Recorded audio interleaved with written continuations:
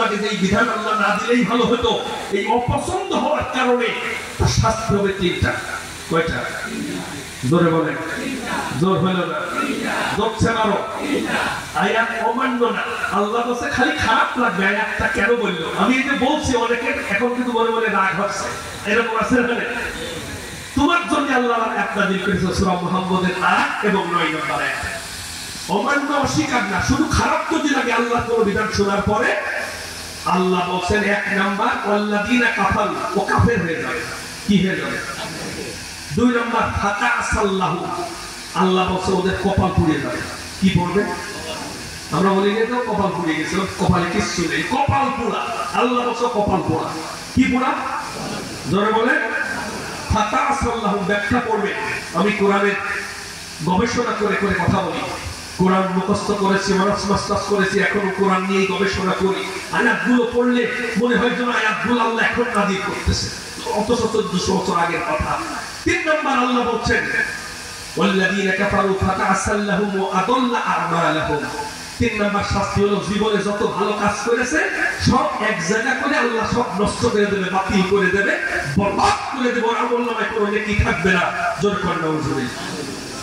আমার ভাইরা, তাহলে সূরা মাইদার এই আয়াত চাঁদাবাজি বন্ধের জন্য আমাদের দেশে চালু হোক, এটা দরকার আছে না? কিন্তু যারা চাইবে না, যদি নামে মুসলমান হন, তারা কিন্তু ধরা খেয়ে যাবে, কাফের হবে, কপাল পড়বে, আমল বাতিল হবে। কথা বলেন ঠিক কিনা? এই জন্য আমরা শুধু আল্লাহর কাছে দোয়া করবো, আল্লাহ এই আয়াতগুলো তুমি সংসদে চালু করার ব্যবস্থা করে দাও। আর দোয়া করার কারণে আল্লাহ চালু করে দিবে, তাই না? হ্যাঁ, প্রচেষ্টা চালাতে হবে আল্লাহ ধর্মে। তুই কি কি ভূমিকা পালন করেছিস? আমরা যে ন্যায় বিচারের কথা বলছি, বিভিন্ন সময় ন্যায় বিচার সবাই চায়, কিন্তু ন্যায় বিচার আমরা দেখতে পাচ্ছি না। সোনার বাংলাদেশে কি পরিণতি হয়েছে 16টা বছর, যেগুলো পুনরাবৃত্তি করার ইচ্ছা নেই, কিন্তু কিছু কিছু কথা বলা দরকার। অনেক মানুষ বিভিন্ন কথা বলে চাপ সৃষ্টি করতেছে। সোনার বাংলাদেশে যতগুলো ছাত্রের তত্ত্বাবধান জীবন চলে গেছে, সোনার বাংলাদেশের রক্ত যারা ছিল, সোনার বাংলাদেশের নাগরিক যারা ভবিষ্যতে প্রেসিডেন্ট হতো, মন্ত্রী হতো, এসপি হতো, ডিসি হতো, তাদেরকে পাখির মতো গুলি করে বুকের তাজা রক্ত দুনিয়ার ঢেলে দিয়ে তাদেরকে দুনিয়া থেকে বিদায় করে দেওয়া হয়েছে।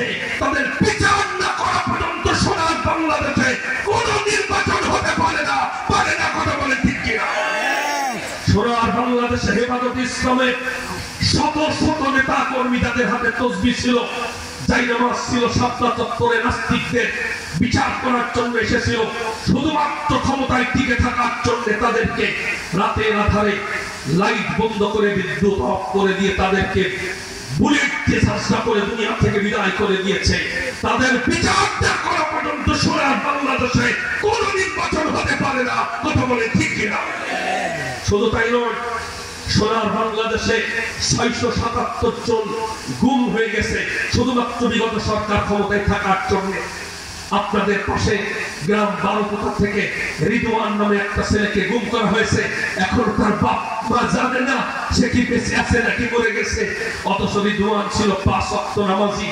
রিদওয়ান কোরআন অধ্যয়ন করত, কারোর সাথে খারাপ আচরণ করত না। শুধুমাত্র ক্ষমতায় থাকার জন্য রিদওয়ানকে গুম করা হয়েছে কয়েক বছর। ওর মাথা প্রায় পাগল হয়ে গেছে। এরকম রিদওয়ানের মতো 677 জন গুম হয়েছে, আজ পর্যন্ত তাদের খুঁজে পাওয়া যাচ্ছে না।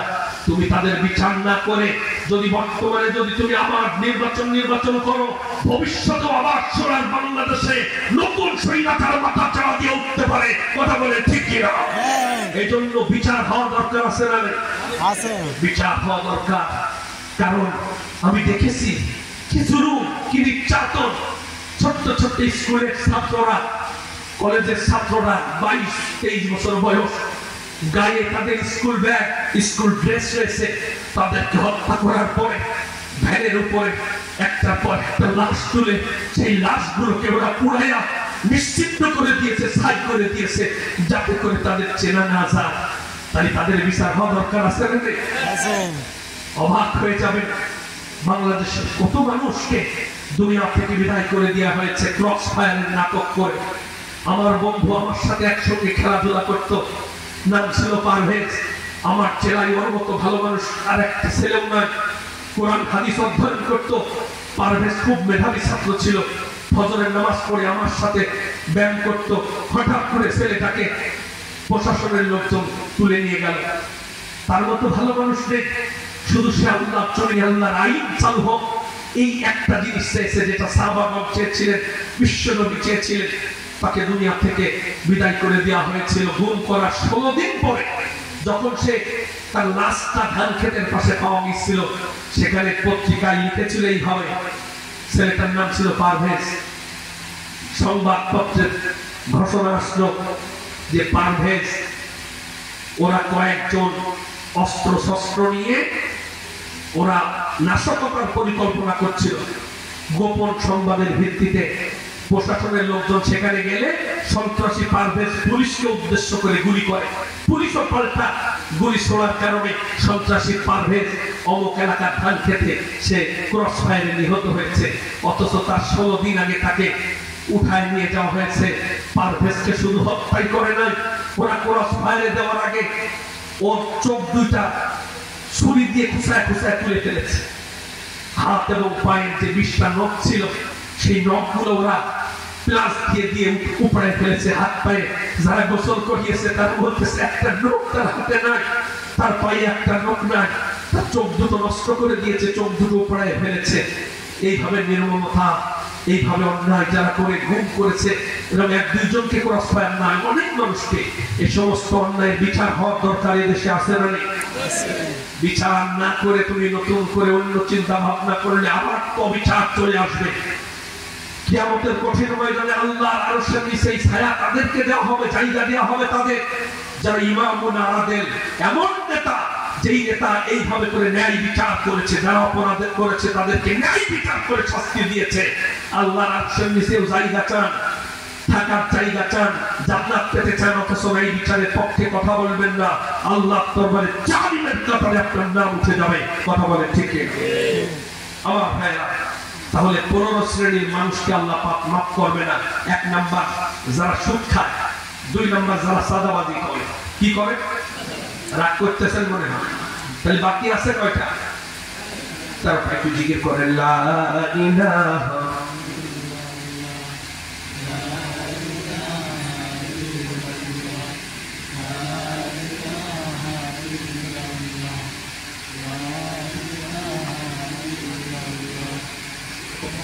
لا إله إلا الله محمد رسول الله صلى الله عليه وسلم। 3 নম্বর, আমরা সংক্ষেপ পয়েন্টগুলো শুনি। 3 নম্বর, যে ঘুষ খায়। ঘুষ খাওয়া 5 তারিখের পরে কিছুদিন বন্ধ ছিল, এখন আবার ঘুষ খাওয়া আছে না নেই? হ্যাঁ, আবার শুরু হয়েছে। এই আপনাদের বেনাপোল এলাকা থেকে সবজির যে ট্রাক ঢাকায় যায়, বেগুন, সিম, আলু, এভাবে যে সবজির ট্রাক গুলো যায়, ড্রাইভার সাহেব বলছেন যে ঢাকা পর্যন্ত পৌঁছাতে ওই যে পোশাক পরে যারা দাঁড়িয়ে থাকে ফকির, ওরা সাদা নিতে নিতে 14-15 জায়গায় টাকা দিয়ে যে পরিমাণ টাকা খরচ হয়, এখান থেকে যেই দামে তারা সবজি কিনে নিয়ে যায়, ওই সাদার টাকা আর কিনা টাকা এক জায়গা করলে যেই দামে তারা কিনেছে তার চেয়ে কয়েক গুণ বেশি দামে না বিক্রি করলে ওদের জমি বেচে সেই আলুর টাকা শোধ করতে হবে। তাহলে ঢাকা শহরে মনে করেন এখান থেকে 5 টাকা করে টমেটো কিনে নিয়ে গেল, চাঁদা দিয়ে, পরিবহন খরচ দিয়ে, ভাড়া দিয়ে, ওদের নাস্তা খরচ দিয়ে, ওখানে এরপরে আল্লাহ নবীদের টাকা পয়সা হাদিয়া দেওয়ার পরে যাইয়ে ঢাকায় যাওয়ার পরে টমেটো হয়ে যাচ্ছে 55 টাকা কেজি। যদি কোনো জায়গায় চাঁদাবাদি না থাকতো, 5 টাকার টমেটো ঢাকায় যে 6 টাকা বা 7 টাকায় ঢাকার মানুষের দেওয়া যেত। কিন্তু ওই টাকাটা যে ট্রাফিক পুলিশরা খায়, ওরা তো আল্লাহ ওলি, আল্লাহ জান্নাতে চলে যাবে, তাই না? ওরা কিন্তু নামাজ পড়ে মাঝে মাঝে, তওবা করে, দোয়া করে, ও জানে না যে ওর জান্নাত মিস হয়ে গেছে। আল্লাহর নবীজি বলছেন, শত শত সাহাবা নবীজির সামনে উপস্থিত রয়েছে। নবীজি বললেন, তোমরা কি জানো নাকি মাল মুফলিসকে, অসহায় সবচাইতে বেশি অসহায় কে? সাহাবাগণ বললেন, যার কোনো টাকা পয়সা নাই, যার কোনো মাল সম্পদ নাই, সেই হলো সবচেয়ে অসহায়। নবীজি বললেন, না না না, তারা সবচেয়ে অসহায় হবে যারা কিয়ামতের মাঠে অনেক নেক আমল নিয়ে অনেক নেকি নিয়া, পাহাড় সমান নেকি নিয়া জান্নাতে যাওয়ার জন্য ওয়েট করবে। জান্নাতের দরজা খুলবে, ও জান্নাতে যাবে, পাহাড় সমান নেকি নিয়ে দাঁড়িয়ে আছে। হঠাৎ করে একজন লোক এসে বলবে, তুমি আমার ট্রাক থেকে, আলু ট্রাক থেকে তুমি তো 50 টাকা ঘুষ নিয়েছিলে, টাকাটা দিয়ে দাও। যে অফিসার ঘুষ খাইস, যার তার কাছ থেকে ঘুষ খেয়েছে, সবাই সেদিন তার সামনে হাজির হবে। বিশ্ব নবী বললেন, কিন্তু তার নামাজ পড়ার কারণে, রোজা করার কারণে, জিকির করার কারণে, নেক আমল করার কারণে পাহাড় সমান নেকি তার হয়েছে। এবার লোকগুলো যখন এসে ঘুষের টাকা চাইবে, তখন লোকটা বলবে, সেই টাকা তো এখন না, টাকা কোথায় দেবো, সে তো দুনিয়ায় শেষ হয়ে গেছে। ফেরেশতারা তখন বলবে, ওরে গাধা, এখন তো কোনো ওইভাবে মাল দেওয়া নেওয়া হবে না, এখন তো শুধু আমলের খেলাখেলি শুরু হবে। তোমার যে আমল নামা আছে, তুমি যেই টাকা নিয়েছিলে, সেই টাকার পরিমাণ আমল নামা থেকে নেকি তার আমল নামা এখন পৌঁছায় দাও। একটা পাওনাদারকে কিছু আমল নামা দিয়ে সরে যাওয়ার পর আরেকটা পাওনাদার আসবে, ও বলবে, আমার থেকে তুমি ফাইলে সিগনেচার করার জন্য 2000 টাকা নিয়েছিলে, আজকে সেই 2000 টাকা দাও। অফিসার বলবে, আমার তো সেই টাকা তো দুনিয়ায় শেষ হয়ে গেছে, এখন কি করে দেব? ফেরেশতারা বলবে, তোর আমলনামা থেকে কেটে ওই 2000 টাকার পরিমাণে যতটুকু নেকি হয় তারে দিয়ে দাও। বলেন তো, যে অফিসার ঘুষ খায় সে কি 1-2 বার খায় না, খেয়েই যায়? কুমিল্লার এক আল্লাহর ওলি, বিগত সরকারের আমলে তিনি অফিসার ছিলেন, তার সইয়ের মাধ্যমে ওই মাদ্রাসার শিক্ষকদের বেতন হয়। কাগজটা জমা দেওয়ার লাস্ট ডেট আগামীকাল। আজকে হুজুর গেছে অফিসারের কাছে যে আপনি আমার এটা সই করে দেন, আগামীকাল লাস্ট ডেট। নতুন অফিসার তো টাকা পয়সা ঘুষ দিয়ে চাকরি নিয়েছেন, তিনি টাকায় বলছেন মাল পানি কিছু আইনেছে, মাদ্রাসার হুজুরদের বেতন হবে, সেজন্য ওই ইউনো সাহেব একটা সই লাগে। ইউনো সাহেব বলছেন মাল পানি কিছু আইনেছে, তখন হুজুর বলতেছেন, হুজুর বলতেছে না, আমরা তো জীবনে কোনোদিন মাল পানি দিয়ে কাজ করিনি, মাদ্রাসার কাজ। বলছে, এত কষ্ট করে লেখাপড়া শিখেছি, ফাও কোনো সিগনেচার হবে না, মাল পানি নিয়ে আগামীকাল দেখা করে। কিন্তু কুমিল্লা থেকে ঢাকায় সেই কাগজটা জমা দিতে হবে, মাল পানি ওরা কোনোদিন যায় না। চলে গেলে সাবজেক থেকে কিছু টাকা পয়সা তুলে পরের দিন ফজরের নামাজ পড়েই গেছেন সকাল সকাল, যদি আগে আগে না আসে তাহলে ঢাকায় টাইম মতো কাগজটা সাবমিট না করলে 1 মাস পরে আবার বেতনের সুযোগ হবে। সকালবেলা দরজায় করাঘাত করলেন, তার বাড়িতে গিয়া, স্যার বাড়ি আছেন? 2-3 বার ডাকার পরে ভিতর থেকে তার বেগম সাহেবা বললেন, স্যার তো মসজিদে তাহাজ্জুদের নামাজ, উনি সকালবেলা ফজরের নামাজ জামাতে পড়ে জিকির আজকার করে এরপরে ইশরাক না পড়ে বাসায় আসেন, তো মসজিদে ওনারে পাবে। উনি তো অবাক, হুজুর যে এত টাকা ঘুষ খায় আবার ইশরাক না পড়ে আসেন। গিয়ে দেখে সত্যি আল্লাহর ওলি মসজিদের ভিতরে বসে মাথা নিচু করে জিকির করতেছে। যাই নামাজ পড়া, ফজরের নামাজ পড়ে যায়নি, জামাতের সাথে ফজরের নামাজ এবং জিকির করেছে, জান্নাতে যাওয়ার জন্য না জাহান্নামে যাওয়ার জন্য। ওই লোকটার কাছে গিয়ে হুজুরের তো ঠেকা, পিছন থেকে সালাম দিলেন, স্যার আসসালামু আলাইকুম। উনি জিকির থেকে মাথা নিচু করে জিকির করছিলেন, মাথা উঠায় দেখে বলছো, আপনি এসেছেন, মাল পানি এনেছেন? ওর কথা মাথাতে যায় না, বলছে, হ্যাঁ স্যার আমি এনেছি।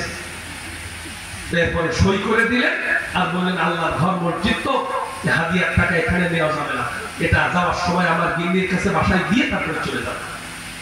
তাহলে কত বড় আল্লাহর ওলি টেনেছেন। এরপর উনি সেখানে দিয়ে চলে গেছেন। সেখানে ওই লোকটা কিয়ামতের মাঠে এই টাকাটা, এই হুজুরি যে বলবে, যে টাকাগুলো আমাদের থেকে নিয়েছিলে টাকা দেওয়া, বলবে টাকা তো নেই। টাকা একের পর এক নিতে নিতে যখন পাওনাদার আরো আছে, টাকা শেষ করতে পারে না। এরপরে আর একজন এসে বলবে, আমার তুমি 6000 টাকা নিয়েছিলে, রেজিস্ট্রি করার সময় কোনো খরচ নেওয়ার কথা না, একটা সই দিতে গিয়ে তুমি 6000 টাকা নিয়েছিলে, সেই 6000 টাকা না। বলবে, আমার তো কোনো নেকি টেকি নেই, তুই এখানে শর্ট, এখন আর দেওয়ার পিছনে খুব বিপদে আছে, এখন শর্ট। তখন ফেরেশতারা বলবে, সরার কোনো সুযোগ নেই, ওই লোকের আমলনামার গুনাহ তোমার আমলনামায় নিতে হবে। এইভাবে করে পাওনাদার থেকে গুনাহ, পাহাড় সমান গুনাহ সওয়াব নিয়ে দিয়ে দাঁড়িয়েছিলেন। বিশ্বনবী হাদিস বর্ণনা করছেন, সহিহ হাদিস। রাগ করতেছেন মনে হয়? এরপরে ওই লোকের গুনাহ, পরের পাওনাদারদের গুনাহ নিতে নিতে ওর মাথায় পাহাড় সমান গুনাহ নিয়ে ওই লোকটা যে আশা করেছিল কিছুক্ষণ আগে জান্নাতে যাবে, আল্লাহ নবীজি বলছেন এই আশায় ঘুরে বাড়ি হয়ে ওই ঘুষখোর ওই জনগণের টাকা তো সরকারি পাহাড় সমান গুণা নিয়ে, অন্যের পাপের গুণা ঘুষ খাওয়ার কারণে ওই গুণা নিয়ে লোকটা জাহান্নামে যাবে। নবীজি বললেন হুয়াল মুফলিস, ওই হলো সবচেয়ে হতভাগা। ওর চেয়ে হতভাগা পৃথিবীতে আর কেউ নেই। যে ব্যক্তি আশা করছিল নেকি করে জান্নাতে যাবে, ওই লোকটা এইরকম অসহায় হয়ে জাহান্নামে যাবে। এরকম ঘুষখোর বড় গরু কুরবানি দেয়, আছে না? ওর গরু কুরবানিতে সওয়াব হবে। ও যার কাছ থেকে ঘুষ নিয়েছে সওয়াবটা কিন্তু তার আমলনামায় আল্লাহ অটোমেটিক কিয়ামতের দিন ফ্লেক্সিলোড করে দেবে, বিকাশ করে দেবে। কথা বলে ঠিক কি না? রাগ করতেছেন মনে হয়? আমি যেই বিষয়গুলো এখানে আলোচনা করতে চেয়েছি, দিন যদি বিজয়ী হয়ে যায় তাহলে একজন ঘুষখোর এদেশে থাকবে না। দিন যদি কায়েম হয়ে যায়, কোন মানুষ সুদ খাত খেতে সাহস পাবে না। কারণ সুদি কারবারি রাষ্ট্রীয়ভাবে বাংলাদেশ থেকে বিচ্ছিন্ন করে দেওয়া হবে। তখন যাকাত এবং সাদাকা সোনার বাংলাদেশে চালু হয়ে যাবে। কোন গরিব মানুষ থাকবে না। যাকাত ভিত্তিক, ইনসাফ ভিত্তিক অর্থনীতি চালু হবে। গরিব মানুষকে মাথা পিছু এক এক গরিব মানুষ 10 লাখ 15 লাখ করে টাকা পাবে যদি ইসলাম কায়েম হয়ে যায়। কারণ যাকাতের টাকা রাষ্ট্রীয়ভাবে জোর করে আদায় করে গরিবের মাঝে দিয়ে দেওয়া হবে। এটা হলো ইসলামী অর্থনীতির চিন্তা। কিন্তু যদি দিন কায়েম না হয়, যাকাতের টাকা উঠবে কিন্তু টাকা যাবে এমপি মন্ত্রীদের পকেটে, ওরা গরিবদের দিতে চাইবে না। কথা বলে ঠিক না? এজন্য দিন বিজয়ী হোক, দিন কায়েম হোক, এটার দরকার আছে না? সমাজ সংশোধন করার জন্য দিন কায়েমের দরকার আছে না? সোনার বাংলাদেশে আল্লাহ দিন কায়েম হয়ে যাক। আল্লাহর আয়াত দিয়ে, আল্লাহর আইন দিয়ে সোনার বাংলাদেশে চোরের বিচার হোক, ডাকাতের বিচার হোক, ধর্ষণের বিচার হোক।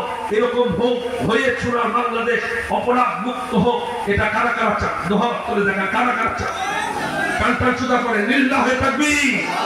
আল কোরআনের আলো সংসদে চালো, কোরআন হাদিস সেখানে লিল্লাহে তাকবীর।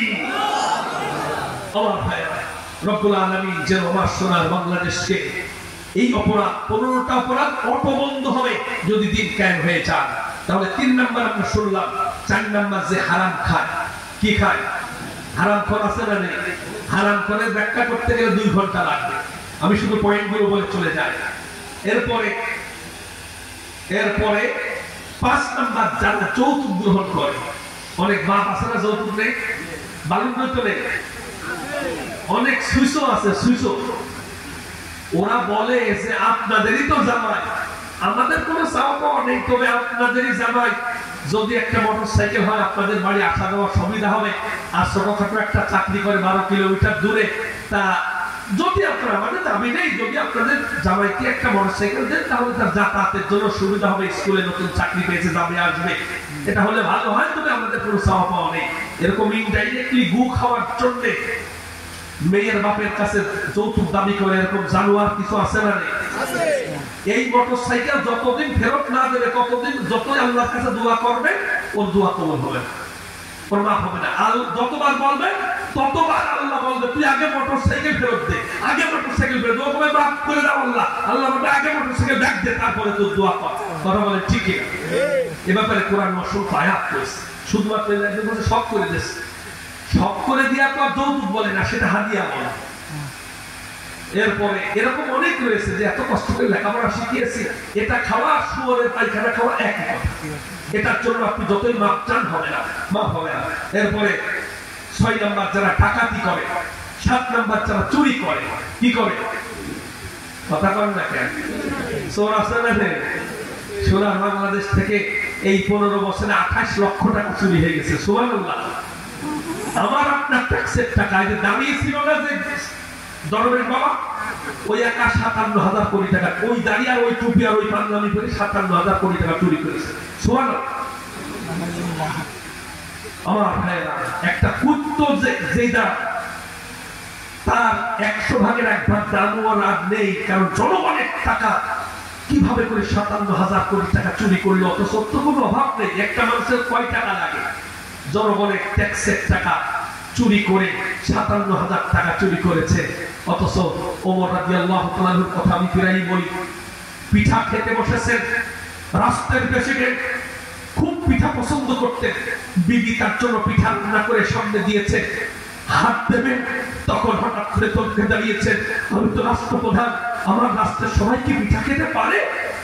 চিন্তা করলেন না, এত উন্নত খাবার আমার রাষ্ট্রের সব নাগরিক তো খেতে পারে না।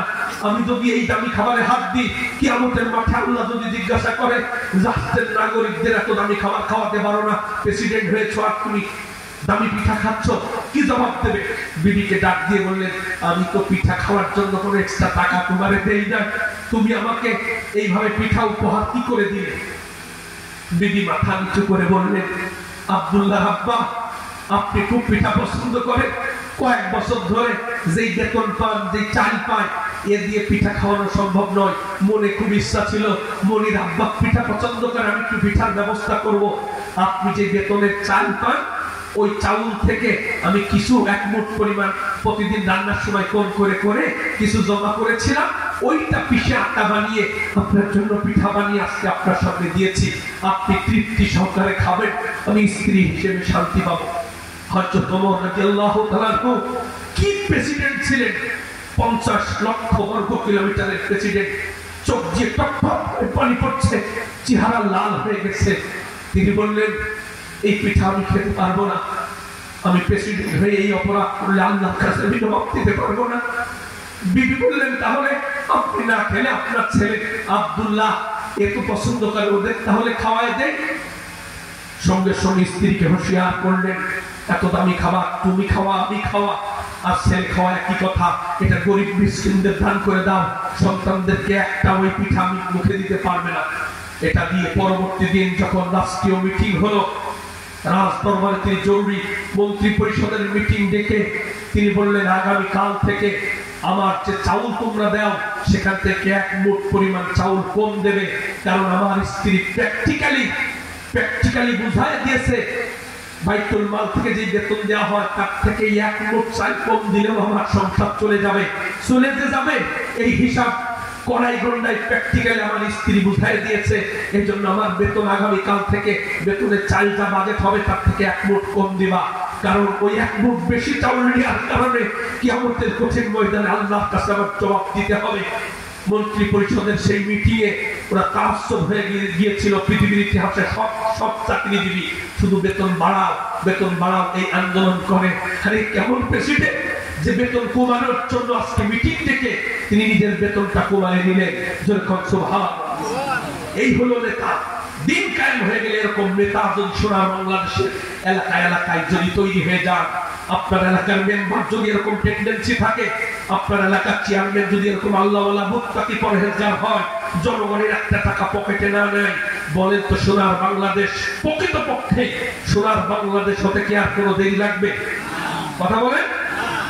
অথচ উত্তরবঙ্গের একজন চেয়ারম্যান নিজের স্ত্রীর নামে বিধবা ভাতার কার্ড দিয়েছে 9টা। সুবহানাল্লাহ। ভাতার যদি বেঁচে থাকে, বউ কি বিধবা হয়?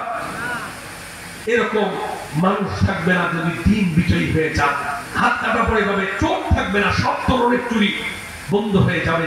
আমার ভাইয়েরা, আমি প্রায়ই বলি, চোখের পানি ধরে রাখতে পারি না, এই কথাটা প্রায়ই বলি, আবার না বললে মনে হয় যেন হক আদায় হচ্ছে না। সেটা হলো হযরত ওমর রাদিয়াল্লাহু তাআলা ওই যে মোমবাতি জ্বালায়া রাষ্ট্রের কাজ করছেন, দুইজন মেহমান আসলেন, সালাম দেওয়ার সাথে সাথে মোমবাতি বন্ধ করে দিলেন। দুইজন নিজের মেহমান চেহারা দেখার সাথে সাথে মোমবাতি বন্ধ করার পরে অন্ধকার হয়ে গেল। কিছুক্ষণ পর আবার মোমবাতি জ্বালালেন। একজন জিজ্ঞাসা করলেন যে, আমরা আপনার কাছে বেড়াতে আইছি, আপনি মোমবাতি বন্ধ করে দিলেন। তখন তো লাইট ছিল না, মোমবাতি জ্বালিয়ে রাষ্ট্রের কাজ প্রেসিডেন্ট সাহেব করছিলেন।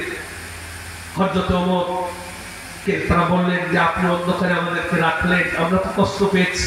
হযরত ওমর চোখের পানি ছেড়ে কেঁদে কেঁদে সেদিন বলেছিলেন, আমার সম্পর্কে বাজে ধারণা করুন, আমি বেজার হয়েছি তা নয়। আমি যে মোমবাতি জ্বালিয়ে রাষ্ট্রের কাজ করছিলাম, ওটা জনগণের টাকায় কেনা মোমবাতি, আমার নিজের বাপের টাকায় কেনা মোমবাতি নয়। তোমরা আমার আত্মীয়, তোমার সাথে কথা বলতে বলতে যদি ওই মোমবাতি যদি খরচ হয়ে যায়, কিয়ামতে আল্লাহ ধরবে যে তুমি আত্মীয়তা করেছো, মেহমানদারি করেছো, গল্প করেছো কুটুমের সাথে, মেহমানের সাথে, আর জনগণের টাকা নষ্ট করেছো, টাকায় কিনা মোমবাতি নষ্ট করেছো। আজকে তোমার বিরুদ্ধে গরিবের হক মারার মামলার আসামি মানা হলো। কিয়ামতে আল্লাহ যদি এরকম মামলা দেয়, আমি কি করে জবাব দেবো?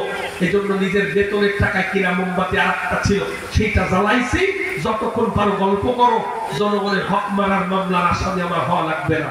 যেরকম সুবহানাল্লাহ, আমরা এরকম গল্প শুনে সুবহানাল্লাহ বলি, কিন্তু ওই রকম নেতার শোনার বাংলাদেশের সংসদে যা ভালো জায়গায় যা এলাকার চেয়ারম্যান মেম্বার এরকম হোক, এটা আমরা চাইলে হঠাৎ করে 400-500 টাকা যদি পকেটে পাই, একটা আকিস বিড়ি পাই, একটা শেক সিগারেট পাই, একটু 2-5 কাপ চা খাই, মনে করে এরকমই মনে হয় পাবো। আর কেউ তো কিছুই দিল না, এরা তো কিছু দিয়েছে, মারছি এই বলে আবার 5 বছর ওরা এই এমন নেতাকে তারা সাপোর্ট করলো যে নেতা জনগণের মাথায় কাঁঠাল ভেঙে তারা হক নষ্ট করে তার টাকা পয়সা লুটে ফুটে এরপরে বিদেশে বাড়ি জমাবে। কথা বলে ঠিক না? এই জন্য তোমার কোরআন বলেছে, তুমি যদি ভালো কাজে সহযোগিতা করো, তোমার ভালো কাজে কাজ করার সওয়াব হবে। আর যদি সাপোর্ট দিয়ে কোনো খারাপ মানুষকে জায়গা মতো নিয়ে যাও, ও যত খারাপ কাজ করবে, কোরআন বলছে সূরা নিসা পড়ে দেখেন, সব খারাপ কাজের গুনাহ তোমার আমলনামায় লেখা হবে, কারণ তোমার সাপোর্টে সে শক্তি পেয়ে এই অন্যায় অপকর্মগুলো করেছে। আল্লাহ রাব্বুল আলামিন আমাদের সকলকে বুঝার তৌফিক দান করুন বলে আমিন। আরো জোরে কোন আমিন। وآخر دعوانا أن الحمد لله رب العالمين سبحانك اللهم وبحمدك أشهد أن لا إله إلا أنت أستغفرك وأتوب إليك। আচ্ছা, পয়েন্টগুলো আর বাকি আছে কয়টা? আচ্ছা পয়েন্টগুলো আমরা শুনে নিই। এরপরে ক্ষমতার দাপট দেখিয়ে অন্যের সম্পদ দখল করা, এরপরে জমি দখল করা, অন্যের জমি দখল করলে ওর মাফ হবে না।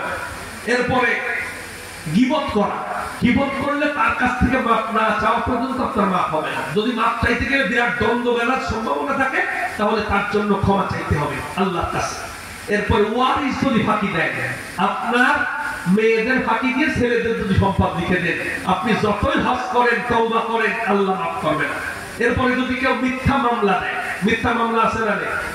কুরআন বলছে কেউ যদি মিথ্যা মামলা দেয়, সুম্মালাম ইয়াতু বিআরবাতি শুহাদা, মিথ্যা মামলা দিল, তার তো কোনো সাক্ষী নেই।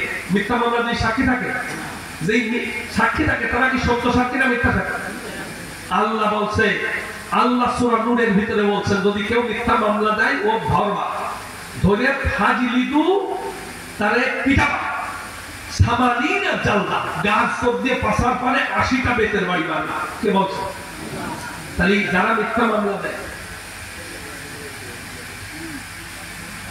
মিথ্যা মামলা যারা দেয়, কুরআন বলছে, আমার কথা না। আচ্ছা, আল্লাহ কথা শুনলে কি আপনাকে রাগ হচ্ছে? সূরা নূরের ভিতরে আল্লাহ স্পষ্ট বলেছেন, ওয়াল্লাযীনা ইয়ারমুনাল মুহসানাত সুম্মা লাম ইয়াতু বিআরবাতি শুহাদা, যে মিথ্যা মামলা দিল, 4 জন জেনুইন সাক্ষী উপস্থিত করতে পারলো না, ফাজলিদুহুম সামানিনা জালদা, সামানিনা মানে 80, জালদা মানে বাড়ি। এবং এই বাড়িটা কেমন হবে, এর উপরের আয়াতে আল্লাহ বলে দিলেন, ওয়ালা তাখুসকুম বিহিমা রাফাতুন ফি দীনিল্লাহ, যেই কাজী তার পাছার পারে পিটাবে, ও আসতে পারবে না, গাছ চোখ দিয়ে পাছা লাল করে দেবে, 80টা বেতের বাড়ি গাছ চোখ দিয়ে বাইরে জনগণের সামনে মিথ্যা সাক্ষী দিলে, মিথ্যা মামলা দিয়ে কি সাক্ষী জনগণের সামনে দেখায়া ওর পাছা লাল করে দেবে। এই এলাকায় মিথ্যা মামলা আছে না নেই? যারা মিথ্যা মামলা দিয়েছে, এই মোড়ের পরে ইসলামী আইন অনুযায়ী, আয়াত অনুযায়ী যদি প্রশাসনের লোকের মাধ্যমে ইউনূস সরকার মনে করেন এই আয়াতটা বাংলাদেশের সংসদে চালু করে দিল, এই জায়গায় যদি এরকম দুই একটা ধরে পাশা আগলা করে, পাশার পরে ঘাস সবজি যদি মুটাতে যায়, একজন জল্লাদের মাধ্যমে পাশায় ছাড়া যায়, পাশা যদি জাগড়া করে দেওয়া যায়, বলেন তো এই এলাকায় কিয়ামত পর্যন্ত আর কোনো মিথ্যা মামলা দেওয়ার সাহস কেউ পাবে? কথা বলেন না কেন আমার ভাইরা? কিন্তু এইটা চালু হোক, এটা অনেক মানুষ অপছন্দ করে। যদি করে তার কয়টা শাস্তি? কথা বলেন না কেন?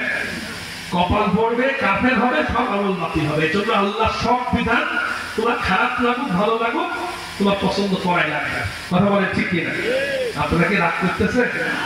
আমি তো আরো বিস্তারিত ডিপলি ঢুকতেছি না, কারণ রাত বেশি হয়ে যাবে। এর জন্য আগামীকাল জমা, পরের দিনই আমি আর সময় বাড়াতে যাচ্ছি না, কিন্তু পয়েন্টগুলো না শেষ করলে অনেক আফসোস থাকবে, আবার 1 বছর ওয়েট করতে হবে যে বিষয়গুলো কি। তাহলে মিথ্যা মামলা দিলে তারপরে মাফ হবে না। মিথ্যা মামলা তার কাছ থেকে মাফ চেয়ে নিতে হবে, তার খেসারত দিতে হবে, এবং আদালতে যে বলতে হবে মিথ্যা মামলা দিয়েছিলাম, আমার কি শাস্তি বেশি শাস্তি দেন। এরপরে মিথ্যা সাক্ষী দিলে, মিথ্যা সাক্ষী দিলে, এরপরে সম্পদ আত্মসাৎ করলে, অন্যের সম্পদ আত্মসাৎ করলে, দেখবেন যারা একটু নরম দরম, প্রতিবেশী একটু পাওয়ারফুল, আপনার জমি টমি দখল করে 2-5 হাত সামনে দিয়ে আপনার জমি দখল করে নেয়, এরকম আছে না? বেড়া দেওয়ার সময়, প্রাচীর দেওয়ার সময় জানে যে ওর কোনো ক্ষমতা নেই, ওর নেতা নেই, ওর ঝুলো শক্ত না, ওর আরো লাঠি মেরে এলাকাতে তাড়িয়েও দেওয়া সম্ভব, এই জন্য জমি ঠেলতে ঠেলতে ওর এলাকার বাড়ি দখল করে দিয়েছে, এরকম আছে না? নেই। এরপরেও কিন্তু নামাজও পড়ে, ঈদের নামাজে যায়, রোজা রাখে, ও মনে করছে যে সবাই করতে, আমি করলে অসুবিধা কি? ওর জন্য কিয়ামত পর্যন্ত ওর চোখ দিয়ে রক্তও যদি পড়ে যায়, পানি বের হতে হতে পানি শেষ, রক্তও যদি পড়ে, ওর মাফ হবে না। ওই জমি যতদিন ফেরত না দেবে, যতকাল আল্লাহর কাছে দোয়া করবে, ততকাল ফেরেশতারা বলবে, আল্লাহ বলবে আগে জমি ফেরত দে, ও কয় আল্লাহ মাফ করো, আল্লাহ বলবে যে আগে জমি ফেরত দে, ও আবার বলবে আল্লাহ সবে কদরের রাতে মাফ করে দাও, ফেরেশতারা আল্লাহ বলবে আগে জমি ফেরত দে। জমি ফেরত না দেওয়া পর্যন্ত মাফ হবে না। অথচ অনেক মানুষ চিন্তা করে ক্ষীর খাওয়ার জমি বসে আছে যে যতই অপরাধ করলে আল্লাহ গফুরুর রহিম, একদিন মাফ করবে, এরকম ফতোয়া দেওয়া কিছু জানোয়ার আছে না? ফতোয়া দিলে এই আয়াত এবং হাদিসগুলো মিথ্যা পরিণত হয়ে যাবে। কারণ নবীজি বলেছেন অসহায় সে হবে যে জনগণের আত্মসাৎ করবে, এটা ফেরত না দেওয়া পর্যন্ত কোনো মাফ হবে না। কথা বলেন ঠিক না? রাগ করলেন মনে হবে। এরপরে সর্বশেষ, মিথ্যা অপবাদ দিলে তার কাছ থেকে মাপ না চাও পর্যন্ত মাপ হবে না। মিথ্যা অপবাদ আছে না? আমাদের যার কাছ থেকে আমি তেলাওয়াত, কোরআন তেলাওয়াত, তাফসীর করা শিখেছি, আল্লামা দেওয়ার হোসেন সাইদি সাহেব 5 বার নিজে চোখে তাকে দেখেছি। তার তেলাওয়াত শুনলে, কোরআনের আয়াত শুনলে অন্তর শান্তি পায়।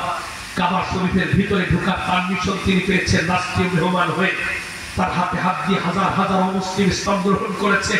তার কোরআনের তাফসীর শুনে হাজার হাজার বেনামাজি নামাজি হয়েছে। আমি একবার তার হাতে হাত দিয়ে মুসাফা করে দোয়া নেওয়ার সৌভাগ্য আমার হয়েছিল। অথচ এই লোকটা যিনি কোরআন সারা বাংলাদেশে তাফসীর করে বেরিয়েছেন, মানুষদের তাফসীর শিখিয়েছেন, সেই লোকটারে শত শত ধর্ষণের মিথ্যা অপবাদ দিয়ে, কষ্ট দিয়ে তার 17-13টা বছর জেলখানায় বন্দি করে ওরা ক্ষান্ত হয় না। তাকে ইনজেকশন পুশ করে দুনিয়া থেকে বিদায় করে দিয়েছে অপবাদ সহকারে। কথা বলে ঠিক না? বিচার না করে যদি, এই বিচার না করে যদি তুমি সামনে এগোতে চাও, ভবিষ্যতে এরকম আরো অপরাধ অপকর্ম, আরো বিভিন্ন আলেম ওলামার অপবাদ দিয়ে দুনিয়া থেকে বিদায় করে দেওয়া হবে। এজন্য আগে বিচার, তারপরে অন্যান্য কাজ হবে। কথা বলে ঠিক না? আমার ভাই, তাহলে মিথ্যা অপবাদ যদি কেউ দেয়, যতদিন তার কাছে মাপ না চাবে ততদিন মাপ হবে না। আল্লাহ পাক এই 15টা অপরাধ থেকে আমাদের বাঁচার তৌফিক দান করুন বলি আমিন। আল্লাহুম্মা সাল্লি আলা মুহাম্মাদ ওয়া আলা আলি মুহাম্মাদ কামা সাল্লাইতা আলা ইব্রাহিম ওয়া আলা আলি ইব্রাহিম ইন্নাকা হামিদুম মাজিদ। আল্লাহুম্মা বারিক আলা মুহাম্মাদ ওয়া আলা আলি মুহাম্মাদ কামা বারাকতা আলা ইব্রাহিম ওয়া আলা আলি ইব্রাহিম ইন্নাকা হামিদুম মাজিদ। اللهم آمين. ربنا ظلمنا